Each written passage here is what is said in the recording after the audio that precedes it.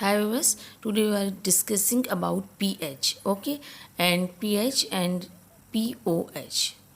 Okay viewers, so what is the meanings of pH and pOH? इससे पहले हम ये देखते हैं कि ये स्टार्ट इसका कहाँ से हुआ। तो इसको सबसे पहले जो है एक सॉरेसन नामी एक केमिस्ट थे जो कि डेनिश केमिस्ट थे। ओके, सॉरेसन नामी एक डेनिश केमिस्ट ने इसको सबसे पहले डिस्कवर किया पीएच या पीओएच क्या होती है। ऑलराइट व्यूअर्स, सो यहाँ पर पीएच मीन्स होता है, पी मीन्स होता है पावर या हम कह सकते हैं पोटेंशियल। ओके, पोटेंस से जो है ये निकला है। ऑलराइट, पावर या पोटेंशियल कहते हैं। अच्छा, यहाँ पर पावर जो होती है लेट सपोज किस चीज़ की होती है, हाइड्रोजन आयन की। ओके, पी मीन्स पावर और एच मीन होता है हाइड्रोजन आयन, तो हम कह सकते हैं power of H plus ion या concentration of H plus ion. Second is P O H, जैसे कि नाम से जाहिर है पी मीन्स उसी तरीके से पावर या पोटेंशियल होगा। अच्छा, यहाँ पर पावर ऑफ या पोटेंशियल कह सकते हैं ओ एच है, तो हम कह सकते हैं ओ एच या हाइड्रो ऑक्साइड आयन। ओके, या कंसंट्रेशन ऑफ हाइड्रोक्साइड आयन भी इसको कह सकते हैं। ओके, अब हम इसको मैथमेटिकली तौर पे देखते हैं। Let suppose P H is equal to, जैसे कि हमें पता है पावर या पोटेंशियल ऑफ हाइड्रोजन आयन या H प्लस आयन। ओके, तो हम इसको कह सकते हैं कि ये नेगेटिव लॉग होता है, negative log of H plus ion. Okay, हम इसको ये भी लिख सकते हैं negative log H plus ion. इसी तरीके से POH जो है ये, जैसे कि आपको पता है कि पावर ऑफ OH आयन होता है या हाइड्रोक्सिल आयन होता है। ओके बस, सो इसकी मैथमेटिकली डेफिनेशन ये होगी negative log of OH ion. Okay, negative log OH, वहाँ पर नेगेटिव लॉग H, तो देखें पावर ऑफ H और पावर ऑफ OH आयंस होता है। इस तरह से इसकी ये मैथमेटिकली डेफिनेशन भी होती है। ओके बस, अच्छा अब इसका एक स्केल होता है, हम किस तरह से मैनेज करेंगे इसको, 0 से लेके 14 तक ये होता है। ओके, सेम उसी तरीके से 0 1 2 3 4 5 6 7 8 9 10 11 12 13 एंड 14। ओके, हमने इसको 0 से लेकर 14 तक नंबर्स इसके असाइन कर दिए। 7 जो होता है वो न्यूट्रल नंबर कहलाता है, जो कि सॉल्ट हम इसको कहते हैं। ओके बस, अच्छा ये 0 से लेकर 6 तक जो होते हैं ये लेस देन 7 हम इसको कह सकते हैं। यहाँ पर ये देखिए, ये होता है आपका लेफ़्ट साइड। ओके, ये कहलाती है एसिडिक। ओके बस, अच्छा यहाँ पर दूसरी तरफ देखिए, ये आपकी राइट साइड है और ये मोर देन 7 है, ये सारी की सारी आपकी होगी बेसिक। बेसिक मीडियम को शो करेगी ये। ओके बस, अच्छा यहाँ पर देखिए, जैसे जैसे आप 6 से 0 की तरफ आएंगे यहाँ पर एसिडिटी जो होगी इंक्रीज़ होगी, यानी कि पीएच इंक्रीज़ होगी। ठीक है, इंक्रीज़ हो रही है आपकी पावर ऑफ हाइड्रोजन आयन, यानी पीएच इंक्रीज़ हो रही है। यहाँ पे जैसे जैसे आप 8 से लेकर 14 की तरफ जाएंगे आपकी बेसिक क्वालिटी इंक्रीज़ होगी। ओके, यानी कि पावर ऑफ OH जो हमने कहा आपकी OH यहाँ पर इंक्रीज़ होगी। ऑलराइट, तो देखिए एक दूसरे के अपोजिट है ये, और 7 न्यूट्रल नंबर है, यानी सॉल्ट हम इसको कह सकते हैं। ओके, अब यहाँ पर हम इसको मैथमेटिकली तौर पे थोड़ा सा डिफ़ाइन करते हैं pH के बारे में कि किस तरीके से इसकी आप वैल्यू निकाल सकते हैं मैथमेटिकली तौर पे। ओके बस, अच्छा यहाँ पर देखिए, आपको पता है वाटर बहुत वीक इलेक्ट्रोलाइट है और न्यूट्रल होता है। 7 नंबर इसका होता है, H2O है, आपने इसको डिसोसिएट कर दिया, तो ये H प्लस और OH नेगेटिव में ये डिसोसिएट हो गया। 25 डिग्री सेंटीग्रेड टेम्परेचर देते हैं या 298 केल्विन इसको टेम्परेचर दिया जाता है। ओके, यहाँ पर ये आपका मॉलिक्यूल, एक वाटर मॉलिक्यूल डिसोसिएट हो जाता है। अब आपको पता है Kc हम कह सकते हैं, ये आपका Kc क्या होता है, आपका इक्विलिब्रियम कांस्टेंट होता है।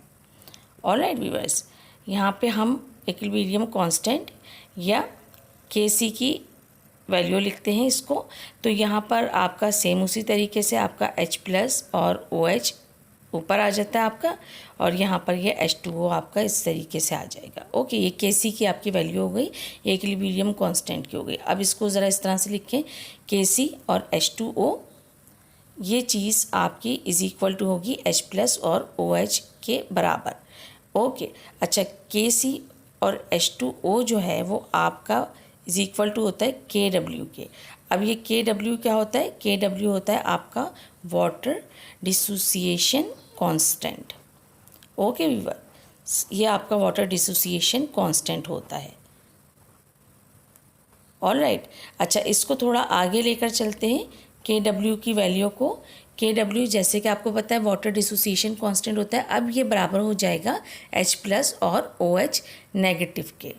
ओके व्यूअर्स, अब यहाँ पर KW की जो अपनी वैल्यू होती है वो इज इक्वल टू होती है 1.0 टाइम्स 10⁻⁻14 के। तो हम यहाँ पर KW की जगह उसी वैल्यू भी लिख सकते हैं। ओके, सो हम लिख सकते हैं 1.0 टाइम्स 10⁻⁻14, ये इज इक्वल टू हो जाएगा H+ और OH माइनस के। ओके व्यूअर्स, H+ और OH नेगेटिव के।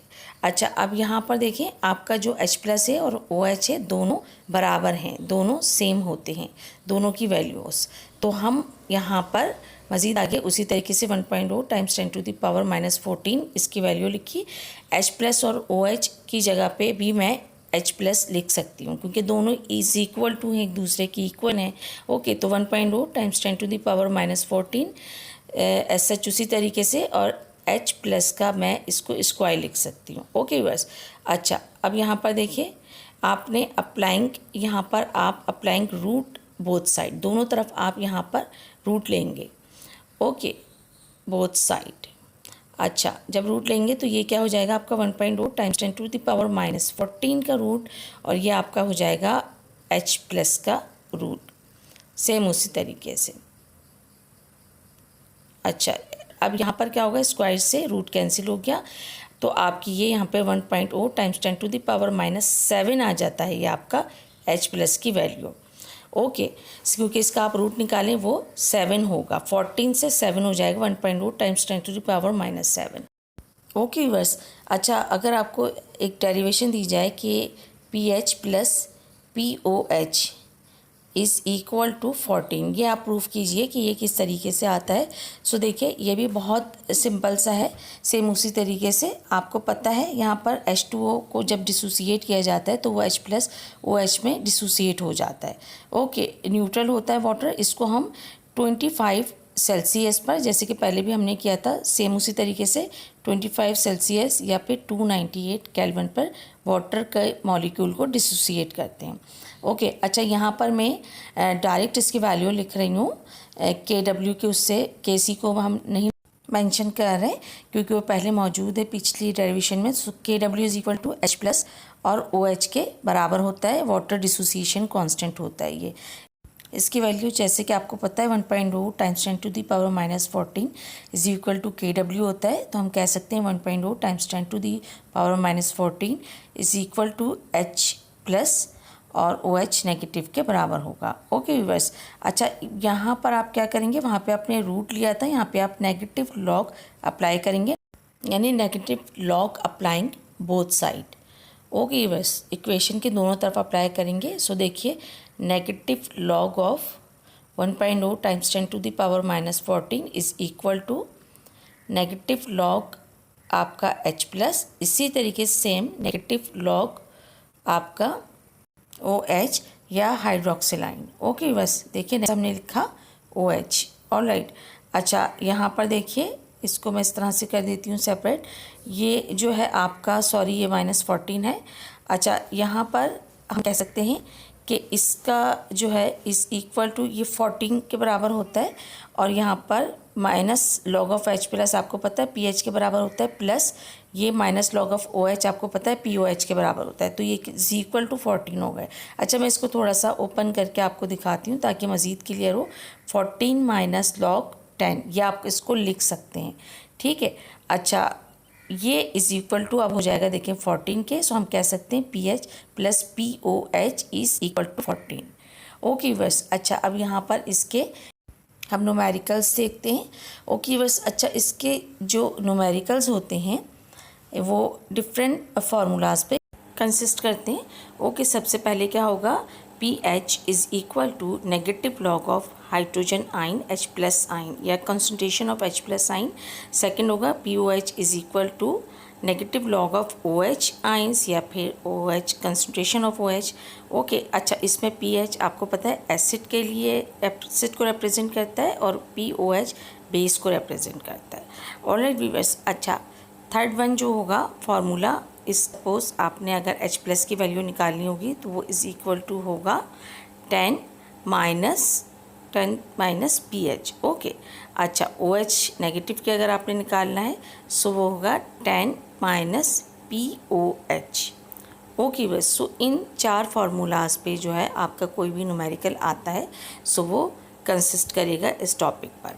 ओके, अच्छा अब हम न्यूमेरिकल्स देखते हैं इसके कि हम इसको न्यूमेरिकल्स के उसमें किस तरीके से कर सकते हैं। नंबर 1 देखिए, सबसे पहले जो न्यूमेरिकल है हमारे पास 0.01 जो है आपको मोलर दिया गया है। यहाँ पर HCl या हाइड्रोक्लोरिक एसिड दिया गया है और यहाँ पर आपको इसकी pH मालूम करनी है। ओके, अच्छा सबसे पहले इसकी इक्वेशन बनाएंगे।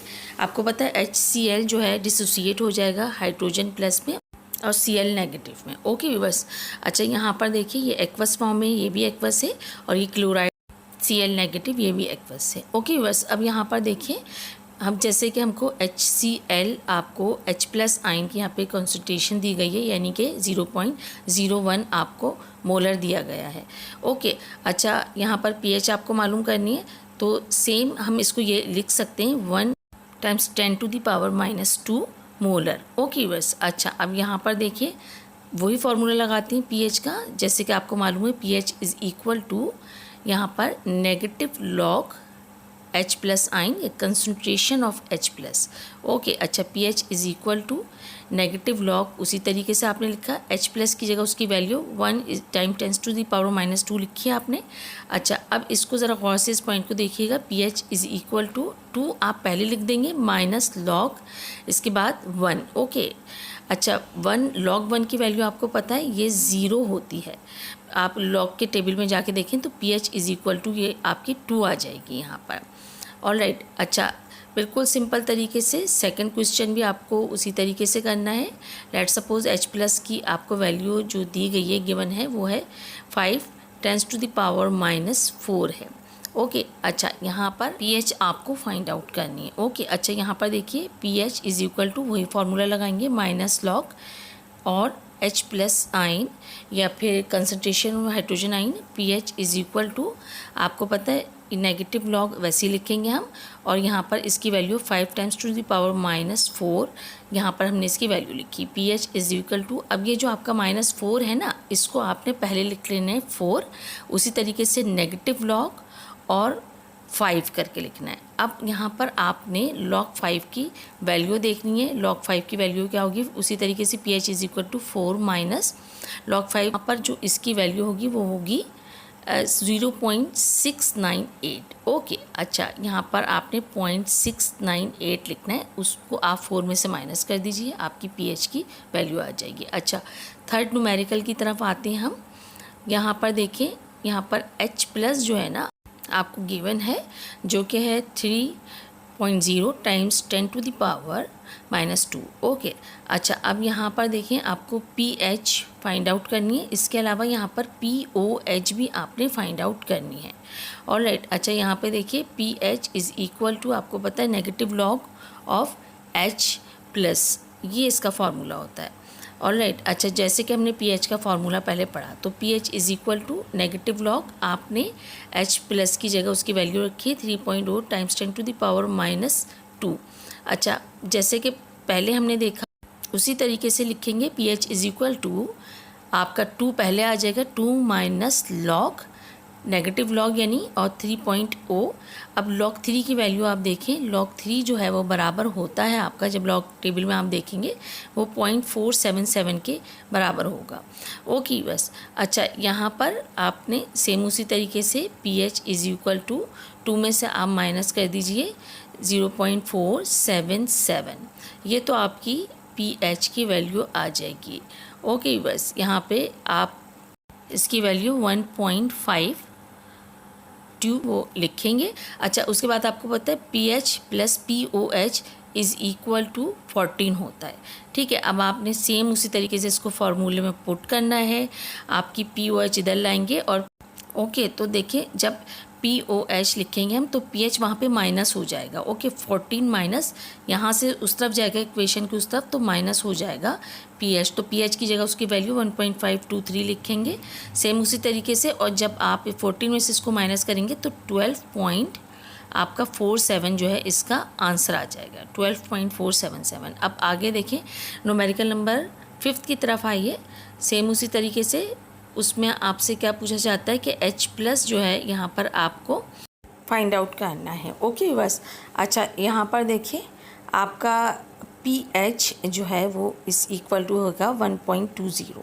यहाँ पे PH आपको दिया गया है। अब आप यहाँ पे कौन सा फार्मूला पुट करेंगे, H+ इस इक्वल टू होता है, जैसे कि हमने फार्मूलाज में पढ़ा 10 माइनस PH, आप ये इसका फार्मूला पुट करेंगे।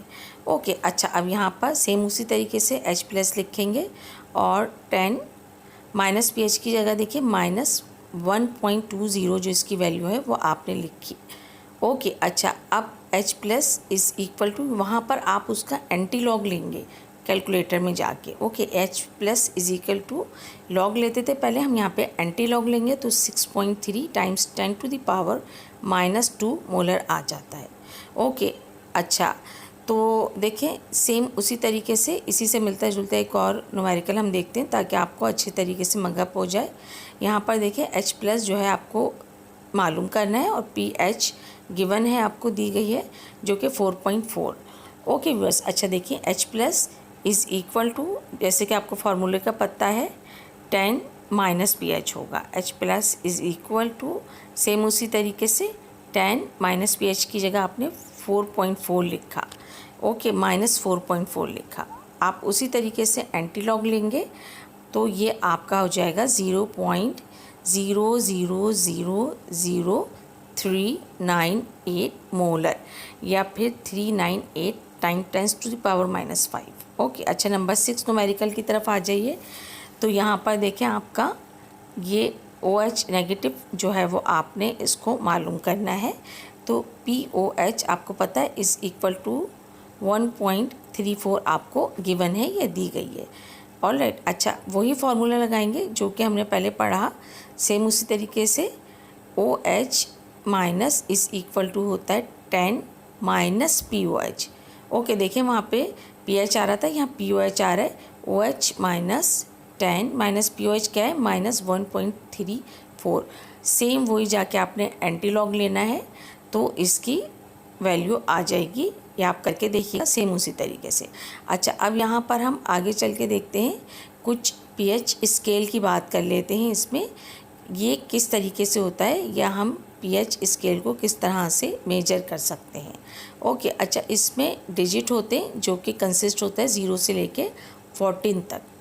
ओके व्यूअर्स, अच्छा अब यहाँ पर हम PH स्केल की बात करेंगे। पहले एसिटिक मीडियम की बात करेंगे। सो देखिए 0 1 2 3 4। ओके व्यूअर्स, अब ये 0 से लेके 1 आपका HCl होता है। ओके, इसकी pH होती है HCl की जो कि बहुत हाईली pH इसकी होती है, एसिडिटी होती है 1.2 स्टमक होता है। ओके, स्टमक में जो HCl होता है वो होता है। इसके अलावा आपका 2 के बाद जो है मोर देन 2 कह सकते हैं, 2.2 2.3 आपका लेमन जूस होता है। ओके, अच्छा लेमन जूस को हम ले सकते हैं, इसकी pH होती है। विनेगर या सिरके की जो pH होती है वो आपकी 2.8 होती है, 3 के करीब करीब होती है। ओके, अब 4 से ऊपर 4.2 तक आपका टोमेटो जूस होता है, उसकी pH होती है, इसमें भी एसिडिटी कम होती है। 5 जो है हम कह सकते हैं यहाँ पर कि आपकी जो कॉफ़ी होता है उसकी pH होती है। ह्यूमन यूरिन भी 5 से ऊपर होता है। 6 जो होता है 6 से ऊपर मिल्क होता है, काऊ मिल्क 6.5 तक अमूमन होता है। 7 नंबर जो होता है ना वो न्यूट्रल होता है। सो ये वाटर का होता है आपका या सलाइवा का होता है आपका। ओके, यानी कि सलाइवा जो माउथ में सलाइवा होता है उसका भी 7 pH होती है। ऑलराइट, तो यहाँ पर देखें ये सारा कुछ pH को शो करता है 0 से लेके 6 नंबर तक। ओके, सो ये एसिडिक प्रॉपर्टीज़ को शो करते हैं कि इसकी एसिडिटी कितनी है। 7 नंबर न्यूट्रल होता है, ना तो ये एसिडिक होता है और ना ही ये बेस होता है, ये न्यूट्रल होता है। ठीक है, और जैसे जैसे आप पीछे 6 से 0 की तरफ जाते हैं। यहाँ देखिए एरो की तरफ 6 से आप 0 जाएंगे, एसिडिटी बढ़ेगी या इंक्रीज़ होगी। सो हम कह सकते हैं 6 से 0 की तरफ आप जाते हैं पीछे तो एसिडिटी बढ़ती है। यानी कि हम ये कह सकते हैं कि इसमें सबसे पहले स्टार्ट में देखिए 0 नंबर है, तो जो सब्सटेंस 0 पे आते हैं, 0 से लेकर 1 तक जिनकी pH आती है वो मोर या हाईली एसिडिक होते हैं। हम कह सकते हैं कि वो मोर एसिडिक होते हैं। ओके व्यूअर्स, सो इस तरीके से यहाँ पर देखिए हम pH काउंट करते हैं। अब आगे मज़ीद इसका स्केल देखते हैं। 8, 9, 10, 11, 12, 13 एंड 14, ये 0 से 14 तक होता है। सो अब नंबर 8 में आप देखें, 8 में आपका जो है हम बेस की यहाँ पे बात कर रहे हैं। सो यहाँ पर POH इसकी होगी ब्लड की आपकी 7.5 तक होता है ह्यूमन ब्लड।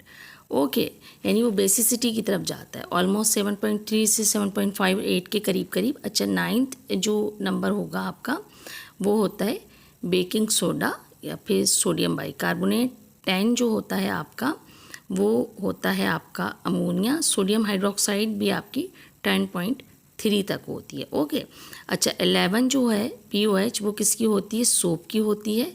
आपको उन्हें पहले भी हमने पढ़ा था, वो बेस होता है। इसी तरह से ब्लीचिंग पाउडर जो होता है 12 होता है। 13 जो होता है वो आपका ड्रेन्स का होता है POH। और 14 जो होता है नंबर 14 क्लीनर का होता है। ओके, इसके अलावा सोडियम हाइड्राइड का भी होता है। ऑलराइट व्यूअर्स, अच्छा यहाँ पर इसकी बेसिसिटी होती है। अच्छा यहाँ क्या होता है, इसको हम POH कहेंगे। ये एच जो है बेसिसिटी को आपके रिप्रेजेंट करती है। ओके, यानी किसी भी सब्सटेंस की बेसिक क्वालिटी को ये बताती है कि वो किस तरह की है। और ये 8 से लेके और 14 तक इंक्रीज़ होगी। ओके, पीएच के इन्वर्स होगा, यानी जैसे जैसे आप 8 से 14 तक जाएंगे ये इंक्रीज़ होगी बेसिसिटी या बेसिक जो बेस की जो क्वालिटी होती है किसी भी सब्सटेंस की। ओके, सो यहाँ पे एरो इस तरह से आपका आता है 8 to 14 इंक्रीजिंग का। ऑलराइट, इस तरह से पूरा पीएच स्केल होता है। अच्छा, अब आगे देखिए इम्पोर्टेंस ऑफ पीएच, यानी कि पीएच की नॉर्मल या डेली लाइफ में आपकी क्या इंपॉर्टेंस होती है या क्या यूजेज होता है। ओके व्यूअर्स, सबसे पहले यहाँ पर हम जब बात करते हैं तो हमारी लाइफ में जो सबसे इम्पॉर्टेंट चीज़ होती है वाटर होता है। सो हम कह सकते हैं कि जब प्रिपरेशन इन वाटर जो होता है उसमें ये बहुत ज़्यादा जो है अहम होती है या इसका यूजेज बहुत इम्पॉर्टेंट होता है। लेट्स हैव अ लुक, क्योंकि आपको पता है कि वाटर की, जैसे कि हमने पहले भी स्टडी किया, वाटर की जो पीएच होती है वो 7 होती है। ओके, वाटर जो होता है वो न्यूट्रल होता है। पीएच 7 की वजह से ये न्यूट्रल होता है, ना तो ये एसिडिक होता है और ना ही ये बेसिक होता है। सो अगर इसकी कुछ हम ऐसा प्रैक्टिकल कर रहे हैं कि हमें इसकी प्रिपरेशन करनी है, तो अगर ये लेस देन 7 होता है तो ये एसिडिक बिहेवियर शो करेगा। ओके, और अगर ये मोर देन 7 होता है, 7 से ज़्यादा, तो ये बेसिक बिहेवियर शो करेगा, यानी कि ये बेस होगा। सो ये न्यूट्रल होना हमें पीएच के ज़रिए से इसका पता चलता है। ओके बस, अच्छा सेकंड पॉइंट की तरफ आइए इंपॉर्टेंस ऑफ पीएच में। सेकंड होता है आपकी अर्थ स्टेट। ओके, अच्छा अब ये अर्थ स्टेट क्या है या इससे क्या मुराद है? हम कह सकते हैं यहाँ पे कि plants can't grow if more acidic or more basic। Okay, अगर मोर एसिडिक, बहुत ज़्यादा एसिडिक होगा या बेसिक होगा स्टेट अर्थ की, तो प्लांट्स ग्रो नहीं कर सकते। ये भी हमें पीएच से पता चलेगा। अच्छा, नंबर 31 होगा आपका पॉइंट, वो होगा ह्यूमन ब्लड के बारे में। ओके, यहाँ पीएच 7.3 से 7.5 तक होती है ह्यूमन ब्लड में। ओके, पीएच तो अगर लेट सपोज कुछ ऐसा हो जाता है यहाँ पर कि अगर आपकी पीएच 7 से कम होती है ह्यूमन ब्लड की, सो पेशेंट जो होता है वो कोमा में चला जाता है इन सीरियस कंडीशन। ओके, अगर 7.8 होती है, ज़्यादा होती है बहुत पीएच, तो ऐसी सूरत में डायरिया हो जाता है, यानी डायरिया में आपकी पीएच बढ़ती है। ओके, और या फिर जो है डायबिटिक्स हो जाती है। सो वो जो बेसिसिटी होती है ना आपकी, वो ज़्यादा हो जाती है। और अगर यहाँ पर समटाइम्स ऐसा हो जाए कि 6 तक हो जाए, तो डेथ भी वाक़ हो जाती है। सो पीएच की इम्पोर्टेंस यहाँ पर बहुत अहमियत रखती है। ओके, सो इसके अलावा अगर आप आगे देखें पॉइंट नंबर 4 की तरफ, तो हम कह सकते हैं इन स्टमक। ओके बस, अच्छा स्टमक की अगर बात करते हैं तो आपको पता है कि स्टमक में HCl होता है आपका एसिड। ओके, तो यहाँ पर इसकी पीएच आपको पता है 1.2 होती है, बहुत ज़्यादा होती है, जो कि यानी कि HCl तो होता ही एसिड बहुत ज़्यादा स्ट्रॉन्ग है। सो अगर अल्सर समटाइम्स हो जाता है, पेशेंट्स होते हैं अल्सर के, सो वो जो आपको अल्सर होता है किसी को, तो इंक्रीज़ हो जाती है उसमें एसिडिटी बहुत ज़्यादा। ओके, जब एसिडिटी इंक्रीज़ होती है सूरत में अल्सर वाक़ हो जाता है।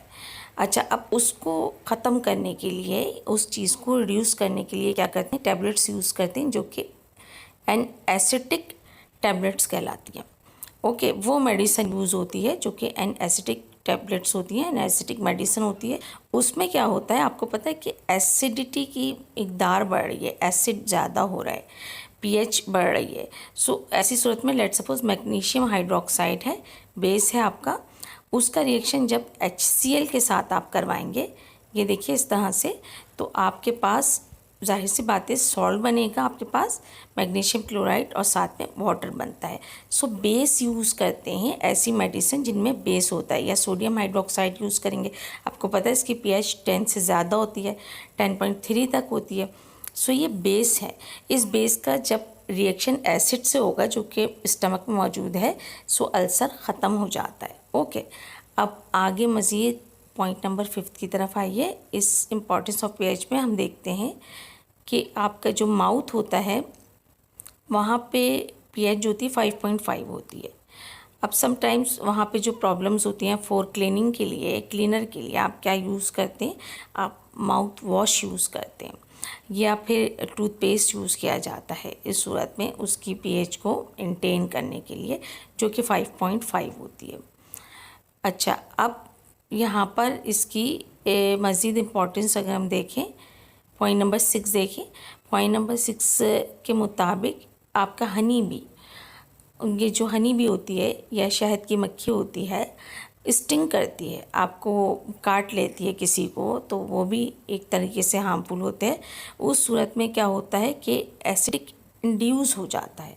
ओके, इंडक्टिंग हो जाती है, एसिड जो होता है आपके बॉडी में ज़ाहिर ज़्यादा हो जाता है, बहुत ईचिंग होती है, जलन मच रही होती है। अच्छा, इस सूरत में क्या किया जाता है, यूज़ किया जाता है आपका सोडियम बाइकार्बोनेट। ओके, या फिर हम कह सकते हैं बेकिंग सोडा, क्योंकि इसका आपको पता है कि इसकी तो बेसिक बेस जो होती है pOH इसकी 9 होती है। अच्छा, यहाँ पर मज़ीद 7 पॉइंट पे आइए। पॉइंट नंबर 7 क्या होता है आपका, ये यूज़ होता है फूड प्रिपरेशन में। pH की इम्पोर्टेंस बहुत ज़्यादा होती है फूड प्रोसेसिंग में। अच्छा, वो किस तरीके से, क्योंकि हमें इसकी pH अगर पता चलेगी तो डिफरेंट चीज़ों में हम इसको अच्छी तरीके से मैनेज कर सकते हैं। लेट सपोज लेमन जूस होता है, लेमन जूस में जो pH होती है इसकी 2.2 से आपकी 2.3 तक होती है, जो कि बहुत ज़्यादा होती है। इसके अलावा आइए विनेगर की तरफ आइए। सिरका, सिरके में कितनी pH होनी चाहिए, 2.8 होनी चाहिए। इसके अलावा आपका बहुत मशहूर टोमेटो जूस होता है जो कि मुख्तलिफ़ खानों में यूज़ होगा, उसकी जो pH होती है 4.2 होती है, मोर देन 4 होती है। मज़ीद आगे देखें तो हम कह सकते हैं एग वाइट जो होती है, एग वाइट की अगर pH आप नोटिस करें तो वो जो होती है वो 7.8 होती है, बेसिसिटी की तरफ जाती है ये, ठीक है। इम्पॉर्टेंस पता चलती है आपकी डेली लाइफ में भी इसकी अहमियत हर जगह होती है, वो एसिडिटी की तरफ जाता है या बेसिसिटी की तरफ जाता है। अब pH मेजरमेंट के लिए इंडिकेटर यूज़ होता है। इंडिकेटर क्या होता है, हम कह सकते हैं सब्सटेंस विच शो एसिडिक, और we can say that basic और न्यूट्रल क्वालिटी। ओके बस, यानी कि ऑफ एनी सोल्यूशन। ओके, यानी ऐसा सब्सटेंस जो कि शो करता है किसी भी एसिड या बेसिक या न्यूट्रल क्वालिटी को किसी भी सोल्यूशन के। सो इस तरह से pH जो होती है आपकी मेजरमेंट होती है इंडिकेटर के थ्रू। अब इंडिकेटर की मुख्तलिफ़ टाइप्स होती हैं, या हम कह सकते हैं कि इस टाइप्स ऑफ इंडिकेटर या इसकी मुख्तलिफ़ जो है अक़साम क्या होती हैं जिनके थ्रू हम मेजर कर सकते हैं बहुत आसानी से pH को।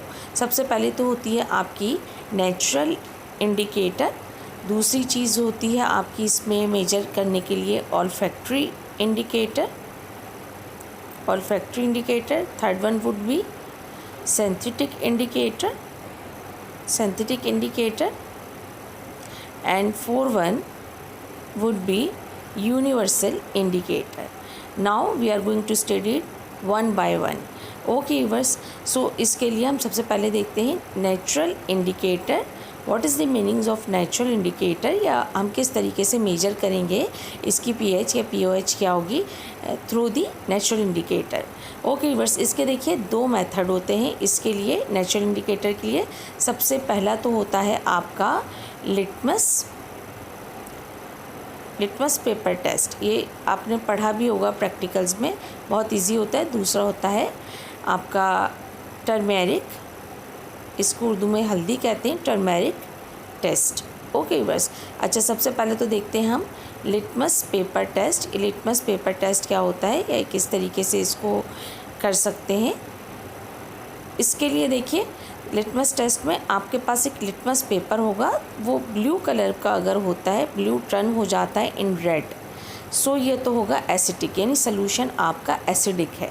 और अगर रेड जो है टर्न होता है इन ब्लू, सो आपका जो सोल्यूशन जो भी आप यूज़ करें वो बेसिक क्वालिटी है उसकी। ओके, वो बेस है कोई, तो यानी कि कलर हम कह सकते हैं यहाँ पर इसमें लिटमस पेपर के जो कलर होता है वो आपका चेंज हो जाता है। ओके, तो इस तरीके से रेड जो है एसिड होता है और ब्लू जो होता है बेस क्वालिटी को आपका शो करता है। अच्छा, सेकंड इसमें देखिए इसी में नेचुरल इंडिकेटर में टर्मेरिक टेस्ट होता है या आपका हल्दी का टेस्ट होता है। बहुत सिंपल इजी होता है, घर में भी कर सकते हैं इसको।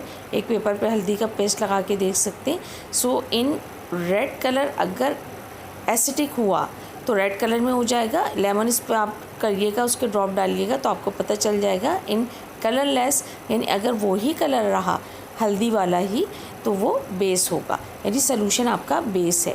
तो देखिए रेड कलर जो है एसिड को शो करेगा, कलरलेस, कलर चेंज नहीं होता है, बेस को करेगा टर्मेरिक में। ओके, तो ये नेचुरल इंडिकेटर दो तरह के होते हैं, लिटमस एंड टर्मेरिक टेस्ट। अच्छा, इसके अलावा अब आगे इसको हम देखते हैं यहाँ पर। तो दूसरा देखिए, दूसरा होता है आपका ऑल्फैक्टरी इंडिकेटर। अब ये ऑल्फैक्टरी इंडिकेटर क्या होता है, it's also very simple test. इसमें जो है आपका लेट सपोज इसके हम एग्जांपल देख सकते हैं डिफरेंट टाइप के ऑल्फैक्टरी इंडिकेटर में। सबसे पहले हम कह सकते हैं इसमें अनियन टेस्ट।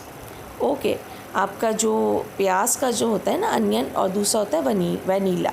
अच्छा, अनियन में देखिए, अनियन में क्या होता है, लेट सपोज आपका अगर अनियन की स्मेल को आप इनहेल करके देखिए, अगर हम कह सकते हैं स्मेल डजंट चेंज, अगर स्मेल चेंज नहीं होती है अनियन की, वैसी जो बड़ी तेज़ सी स्मेल आती है बहुत, वो आ रही हो, तो हम कहेंगे ये अभी इस वक्त एसिडिक क्वालिटी को शो कर रही है, यानी कि इस वक्त ये एसिडिक उसमें आपके मीडियम में है। और अगर सेकंड कंडीशन में क्या होता है, सेकंड कंडीशन में अगर आपकी स्मेल जो होती है इसकी लॉस हो जाती है, यानी स्मेल इसकी फील नहीं होती समटाइम्स आप देखें, सो वो शो करती है कि अभी इस वक्त ये बेसिक उसमें है। ओके, अच्छा दूसरी तरफ देखिए वनीला में आइए। वनीला में क्या होगा, देखिए अगर स्मेल जो है इसकी हम कह सकते हैं डजंट चेंज, यानी स्मेल अगर इसमें भी चेंज नहीं होती। वनीला की एक ख़ास किस्म की स्मेल होती है, जब आप यूज़ करते हैं तो आप इसको देखिएगा मुख्तलिफ़ केक्स वगैरह में। सो हम कह सकते हैं ये एसिडिक इस वक्त बिहेवियर को शो कर रहा है। ओके, अगर स्मेल चेंज नहीं होगी और अगर इसकी स्मेल हम कह सकते हैं अगर स्मेल वैनिश, स्मेल ख़त्म हो जाती है, उड़ जाती है वनीला में से, तो जिस वक्त इसकी स्मेल उड़ जाती है यानी आप इसको इनहेल करेंगे तो आपको महसूस नहीं होगी, तो ये बेसिक उसकी क्वालिटी को शो करेगा, यानी यह बेस कहलाएगा। ओके, तो यहाँ पर देखिए दोनों कंडीशंस में आपने एक बात देखी होगी, सेम कंडीशंस देखी होगी। देखिए बेस में क्या है, स्मेल लॉस हो गई है, और एसिड में देखिए उसका उल्टा हुआ है, दोनों अगर एसिटिक मीडियम में होते हैं तो एसिड मीडियम में हम कह सकते हैं चाहे अनियन हो चाहे वनीला, यानी इसमें क्या हो गया, इन एसिटिक मीडियम हम कहते हैं डजंट चेंज, स्मेल के हवाले से दोनों में डजंट चेंज, नॉट चेंज, कोई चेंज नहीं आया। अच्छा तीसरी उसमें आ जाइए, तीसरे इंडिकेटर में ये होता है सिंथेटिक इंडिकेटर। ओके, अच्छा यहाँ पे इसको बहुत ये यूज़ होता है लेबॉर्ट्रीज़ वगैरह में भी, आप आगे जब जाएंगे प्रैक्टिकल्स करेंगे मुख्तलिफ लैब्स में ये बहुत यूज़ होते हैं दोनों। इनके एग्जांपल हम कह सकते हैं, एक तो मिथाइल ऑरेंज होता है जो कि इसकी एक एग्जांपल है, तो जिसमें पीएच मालूम करने के लिए हम इसको अमूमन यूज़ करते हैं। सेकंड वुड भी क्या होगा आपका फिनोफ्थलीन। ओके, फिनोफ्थलीन जो है बहुत लैब्स में यूज़ होता है, बल्कि जब आप टाइट्रेशन में जाएंगे ना तो वहाँ पर यही इंडिकेटर आपका यूज़ होगा उस चीज़ को शो करने के लिए कि वो आया वो एसिटिक है या बेसिक है। तो यहाँ पर देखिए मिथाइल ऑरेंज में क्या कंडीशन होती है, किस तरीके से आप ये एनालाइज कर सकते हैं असेसमेंट ये एसिटिक है या बेसिक है। ये होता एक्चुअली ऑरेंज कलर का है। ओके, मिथाइल ऑरेंज जो होता है ये जैसे कि नाम से ज़ाहिर है ये उसी कलर का होता है। तो अगर आप इंडिकेटर के तौर पे इसको यूज़ करते हैं तो इन रेड, अगर ये ऑरेंज से चेंज होकर रेड कलर में हो जाएगा तो उस कंडीशन में हम कहते हैं कि ये एसिडिक है। ओके, जो भी आपका सलूशन है वो एसिडिक है। और दूसरा क्या होगा, अगर ये इन येलो कलर में हो जाते हैं, यानी ऑरेंज से चेंज होकर ये येलो कलर की फॉर्म में आ जाता है, तो हम कह सकते हैं कि ये आपका बेस है या बेसिक कंडीशन को शो कर रहा है। तो इस तरीके से मिथाइल ऑरेंज इस तरह से होता है। अब दूसरी तरफ आइए, फिनोफ्थलीन को हम देखते हैं। फिनोफ्थलीन जो है बहुत आपका यूज़ होगा प्रैक्टिकल्स में, और इसके एक या दो ड्रॉप्स यूज़ होते हैं। अगर ये कलरलेस होता है डालने के बाद किसी सोल्यूशन में तो ऐसा, और अगर ये पिंक कलर या रेड कलर का सोल्यूशन आपका बनता है इसको डालने के बाद तो बेस होगा। ओके, तो यहाँ पर जब आप इसका यूज़ करेंगे आगे क्लासेस में जाकर तो टाइट्रेशन में, इन टाइट्रेशन प्रैक्टिकल में ये बहुत यूज़ होता है काफ़ी ज़्यादा। जब एसिड और बेस मिलके सॉल्ट और वाटर बनाते हैं प्रैक्टिकल्स में यूज़ होगा। तो यहाँ पर ये बताया नहीं जाता है स्टूडेंट्स को, लेकिन पिंक कलर या रेड कलर जो है वो बेस को शो करता है। अमूमन कोशिश होती है कि लाइट पिंक कलर आए और कलर लेस होगा तो वो एसिटिक क्वालिटी को शो करेगा, यानी कि बेस में भी 7 से ऊपर रीडिंग जानी चाहिए इसकी। ओके व्यूअर्स, तो इस तरह से टाइट्रेशन में इसको यूज़ किया जाता है। और यहाँ पर कोशिश की जाती है कि न्यूट्रल पॉइंट जो है वो आप फाइंड आउट करें, जो कि 7 से कुछ पॉइंट ऊपर या कुछ थोड़ा सा नीचे होना चाहिए। ओके, सो इस बात का यहाँ पर ख्याल रखा जाता है टाइट्रेशन प्रैक्टिकल में। अच्छा, इसके बाद जो इंडिकेटर आपका है नंबर 441 जो होगा आपका वो होगा यूनिवर्सल इंडिकेटर। ओके व्यूअर्स, अच्छा ये बहुत यूज़ होता है प्रैक्टिकल्स में। आप थोड़े उस यूनिवर्सिटी लेवल पैमाने पे जब आप जाते हैं उस लेवल में तो वहाँ पर ये यूज़ होता है, 0 से लेके 14 तक होता है। अच्छा, अब इसमें होता क्या है, इसमें देखिए एक प्रॉपर आपको एक स्ट्रिप दी जाती है। ओके, एक स्ट्रिप होती है जो कि जिसमें डिफरेंट कलर्स होते हैं। मैं इसको रैंडम बता रही हूँ जस्ट आपको समझाने के लिए। तो यहाँ पर देखिए इसके डिफरेंट नंबर इसके जो होते हैं उसी तरह से 0 से लेकर 14 तक नंबर असाइन किए जाते हैं। ये देखिए इस तरीके से इसमें कलर्स होंगे मुख्तलिफ। ये जो मैंने इसके इस तरीके से बनाए हुए हैं स्क्वायर्स। अब यहाँ पर देखिए, ये देखें, लेट सपोज मैं इसको नाम देती हूँ 0 1 2 3 4 5 6 7 8 9 10 11 12 13 एंड 14। तो ये 14 तक होता है 0 से लेकर। अच्छा, अब इस होता क्या है, 0 ये जो होता है रेड कलर होता है 0 से लेके ये जो 3 तक होता है ये रेड कलर होता है। अच्छा, यहाँ तक देखिए, और ये हल्का होता जाता है रेड, एसिटिक उसको शो करता है बहुत ज़्यादा। येलो जो है 3 के बाद शुरू होता है, उसके बाद ग्रीन शुरू होगा 5 के बाद, आखिर में सबसे आखिर में पर्पल कलर होता है, और आपका यहाँ पे दरमियान में यहाँ देखें ये ब्लू कलर होता है। सो उन्हीं कलर में टून थोड़ी सी चेंज होती जाती है। तो ये स्ट्रिप्स होती हैं। आप क्या करते हैं कि जब आपको सलूशन दिया जाता है, एक स्ट्रिप आपने निकाली और सलूशन में डाली, तो लेट सपोज एक एसिटिक है आपका सलूशन, दूसरा बेसिक है और तीसरा लेट सपोज आपका सलूशन न्यूट्रल है। तो जो 7 यहाँ पर देखिए, जैसे कि लेट सपोज ये न्यूट्रल है, तो अगर 7 नंबर पे जो कलर है वो उसमें आ रहा है तो वो न्यूट्रल होगा। रेड होगा बहुत ज़्यादा तो एसिटिक होगा।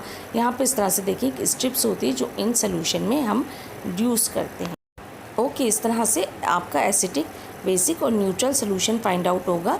रेड कलर हल्का होता जाता है, इसी तरह से येलो, इसी तरह से ग्रीन, ब्लू और पर्पल। तो इस तरह से जो है यहाँ पर आपको फाइंड आउट हो जाता है। Your topic is completed now.